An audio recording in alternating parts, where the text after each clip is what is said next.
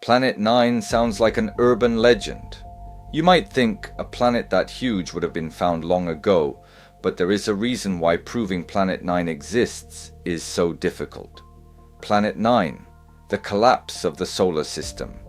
Advances in computational astronomy are raising hopes for the discovery of a new planet.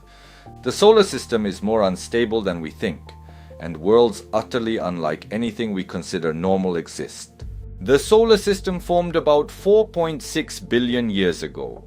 The Sun accounts for almost all of the solar system's total mass. Jupiter accounts for most of the remaining mass as well. Mercury, Earth, Mars, and Venus, which orbit relatively close to the Sun, are planets made mainly of rock.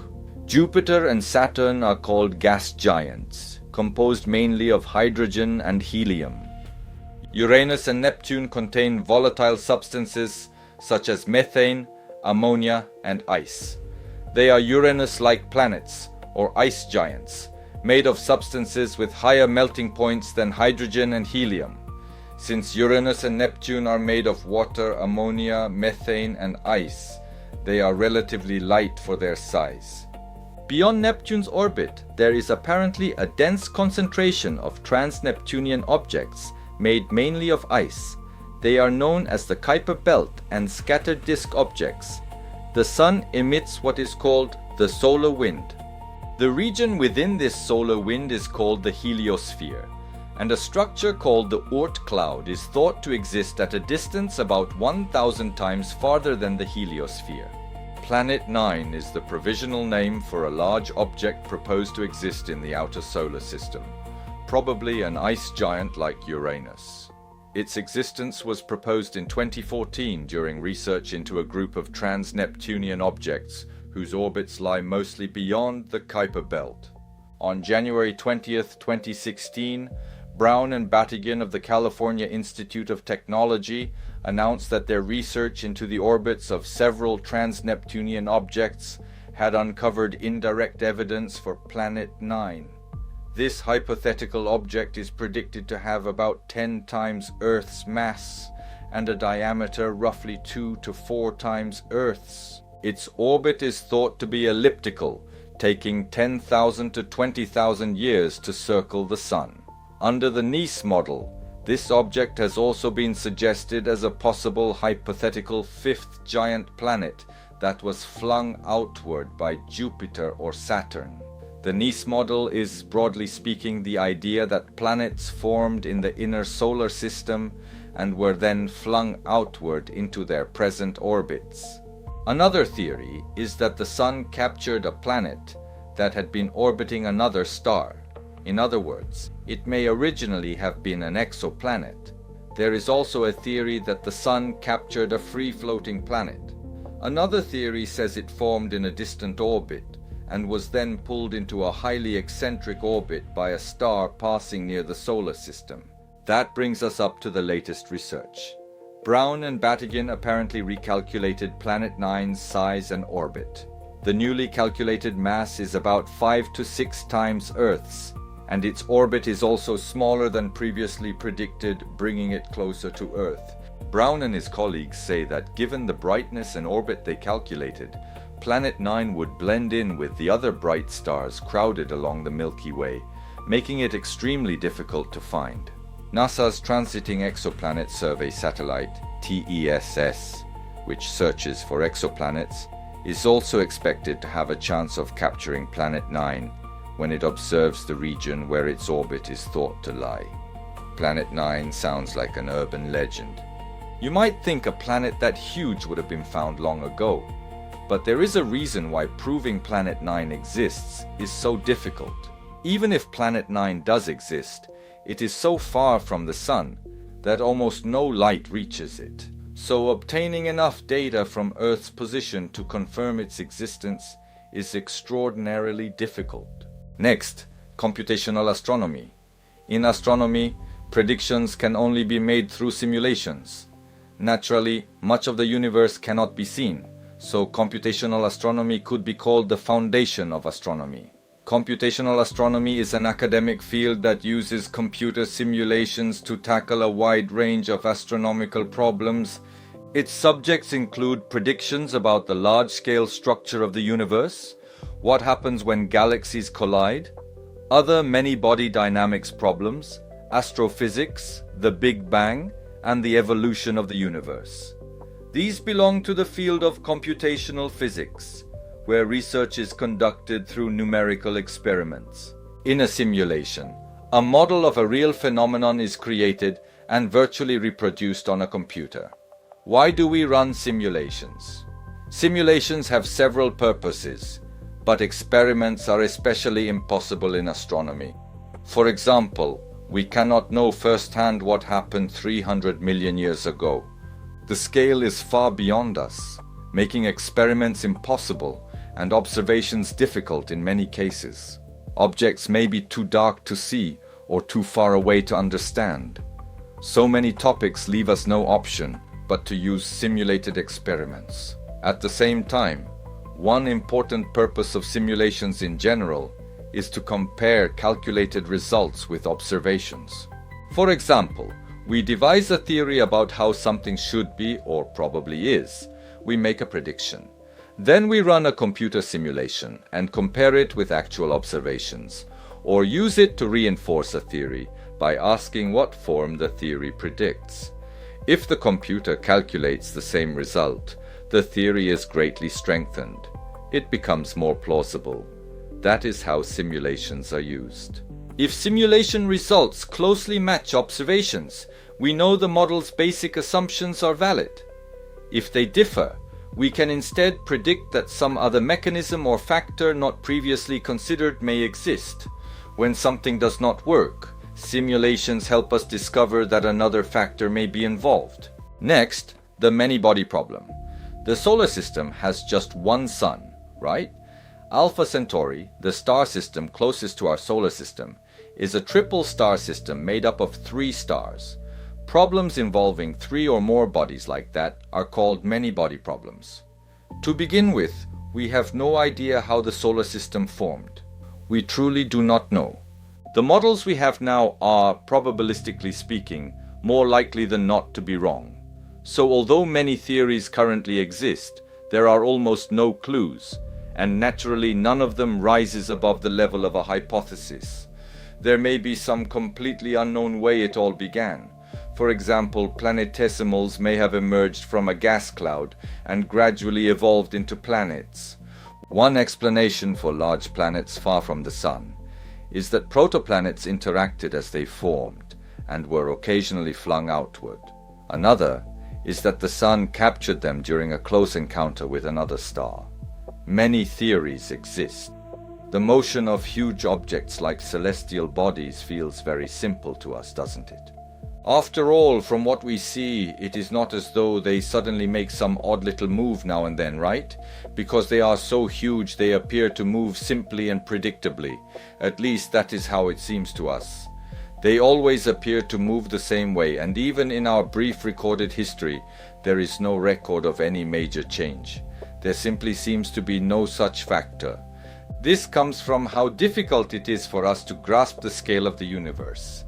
The solar system operates on timescales of hundreds of millions or billions of years. On the tiny scale of a few hundred years that we can perceive, it barely changes. When computer simulations model the solar system over tens of thousands of years, the results can vary greatly depending on the conditions and simulation method. A familiar example of physical simulation is fluid calculation. Even there, dividing a square into 100 sections versus 150 can produce completely different water behavior. Differences arise even in something this simple. So, at the scale of the solar system, I think we can say prediction is impossible. The origin and evolution of the solar system. At the Earth Life Science Institute of the Tokyo Institute of Technology, researchers have used many-body calculations to support the theory that planets migrated outward. Many-body calculations are the same as the many-body problem I mentioned earlier. They calculate the motion of 3 or more celestial bodies. Research is being conducted to substantiate the theory through those calculations. To observe the solar system and its activity, it is important to understand its composition and characteristics. Even today, physical simulations involving multiple celestial bodies require many-body calculations. Because they must calculate how 3 or more bodies affect one another, the problem is said to be mathematically unsolvable. Nor can exact simulations be performed through numerical calculation. Because we cannot observe what happened 4.6 billion years ago, new theories are constantly appearing, disappearing, and competing with one another. Many-body simulations demand enormous computational resources. That severely limited their use in the past. But accurate predictions of celestial bodies are impossible without many-body simulations. Simulations incorporating many-body calculations and the concept of collisional fragmentation between planets are creating a breakthrough in understanding how planets born in the inner solar system formed. This research may help unlock the mystery of how life began. For a long time, the classical formation theory was the accepted explanation for how the solar system's planets formed. It says that each planet formed exactly where it exists today. The general idea is that small planetesimals first formed, and the larger ones repeatedly collided and merged until they became protoplanets roughly the size of Mars. However, comparing this classical formation theory with the planets as they are today shows that planets farther out in the solar system's gas disk would have taken longer to reach their present form. For example, simulating the formation of Mars-sized cores where Uranus and Neptune are now would easily take more than 10 billion years. That cannot be right, can it? They do exist, so the simulation is clearly not working. That tells us something is missing. In other words, planets take longer to form in the outer solar system, where there is less gas and fewer planetesimals to serve as raw material. The solar system is 4.6 billion years old, but calculations say formation would take longer than 4.6 billion years, so the numbers do not add up. As I said earlier, simulating how planets formed requires many-body calculations. Many-body calculations had also been used in the field of planetary formation before. They were used, but with the capabilities of older supercomputers, simulating tens of thousands of planetesimals over tens of thousands of years, took a full month of computation. Apparently, researchers gradually stopped using many-body calculations for that reason. Then the K supercomputer arrived, finally making the calculations worthwhile. Simulations have to fall within a practical range. For example, if a simulation takes a year, it is no longer useful. A simulation is worthwhile because it can be completed in weeks or days, and perhaps this brought us a little closer to that point. That is the sense in which the calculations finally became worthwhile. Once that became possible, simulations could incorporate factors such as drag from interstellar gas, as well as collisional fragmentation. By considering changes in mass, for example, not just small planetesimals colliding, but breaking apart and scattering, and running the simulation, researchers were able to predict that protoplanets formed in the inner solar system actually migrated outward. So much more will likely become clear, and we may even discover that unimaginable phenomena occurred over the past several 100 million years. That means it is even possible that Earth was once the 5th planet. You think there is no way, right? But we truly do not know. That possibility exists. Computer speeds will naturally continue to rise exponentially. Add simulations using quantum computers, and information technology will advance tremendously, so a breakthrough beyond our imagination may be waiting just ahead. Let me introduce a few hypotheses about Planet 9. The black hole theory. As its name suggests, Planet 9 is generally predicted to be a giant planet, but some researchers think it may be a black hole rather than a planet. Dr. Hawking predicted that primordial black holes may have formed in the early universe through means other than stellar collapse. The black holes we know form when a star explodes as a supernova, undergoes gravitational collapse, and shrinks further and further under its own gravity, but primordial black holes would have formed without a star collapsing. In theory, some black holes may have had a mass of just 10 micrograms. Naturally, they would be impossible to observe optically, because they are incredibly small. However, a Harvard University research team has announced an observational plan to find one. They say that using the state-of-the-art Large Synoptic Survey Telescope, they could detect Planet 9 as a black hole or rule out that possibility within 1 year of observations beginning. In other words, they say they can determine whether it exists. If this plan is carried out, we may actually find a planet-mass black hole in the solar system. If a primordial black hole were inside the solar system, that would be pretty alarming. The collapse of the solar system. In 2009, the positions of every planet in the solar system were reportedly calculated 5 billion years into the future. More than 2,000 numerical simulations were reportedly run at that time. Each simulation used exactly the same initial conditions, with just one condition changed each time. Only one condition was changed. That condition was the distance between Mercury and the Sun, adjusted by less than 1 millimeter for each simulation. Just a tiny amount. They repeated the simulations that way. As a result, in about 1% of the simulations, Mercury's orbit changed drastically, and Mercury could even collide with the Sun or Venus. In one simulation, the entire inner solar system out to Venus became unstable. In other words, it turned into complete chaos.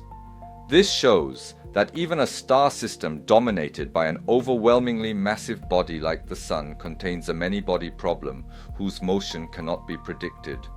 At the same time, it revealed that the solar system we inhabit is far more unstable than we think. We assumed the solar system's motions would remain unchanged forever, but they could suddenly veer off. That is the basic idea. The motion of two bodies pulling on each other through gravity.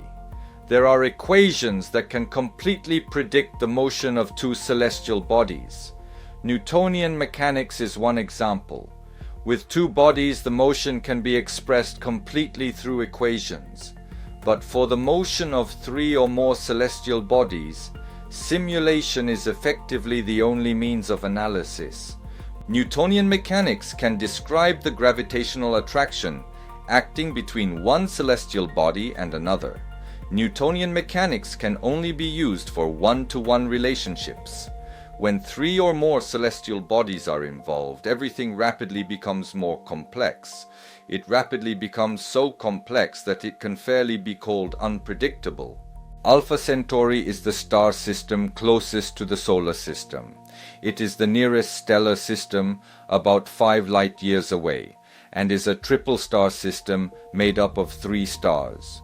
Even that triple star system appears stable over the long term, but a star system that has remained stable for a long time can suddenly eject one star from its orbit. That can happen. You can see it in simulations. 3 stars quickly descend into chaos. If their gravitational strengths are similar, they quickly descend into chaos. In other words, across the full range of possible outcomes, long-term prediction is impossible. Each celestial body can produce an astronomical number of possible outcomes, and each is affected by minute changes in the other's positions and velocities. Many body problems like these are also commonly called chaos. Even so, phenomena involving such many body problems ultimately obey deterministic laws, so they are not random. They are simply too complex to predict. Of course, the solar system contains the enormously massive Sun, so its behavior can be predicted far more accurately than Alpha Centauri's, because the predictions are close to a one-to-one interaction. It is said with considerable confidence that the solar system will remain stable for at least several 100 million years. So does that mean we can relax? Even so, if another star came toward Earth from across the galaxy, the solar system would certainly collapse. It would happen in no time. With the star, at least we would see it coming. But if it were the primordial black hole or dwarf star I mentioned earlier, it might pass through without ever being observed. Simulations really make this clear. If something with the mass of a star came along, the solar system would be torn apart in no time. Remember, shifting Mercury by just 1 millimeter was enough that the possibility of major changes to the solar system could not be ruled out. So even without a huge star entering the solar system, if a planet-sized exoplanet arrived, we still could not rule out a scenario in which the solar system collapsed. It may be fair to think that we simply do not know when one might arrive. That is how fragile the solar system is. You probably thought today's topic was simply Planet 9, but its possible existence teaches us that the solar system's future is by no means stable. It is an unpredictable future filled with extreme change.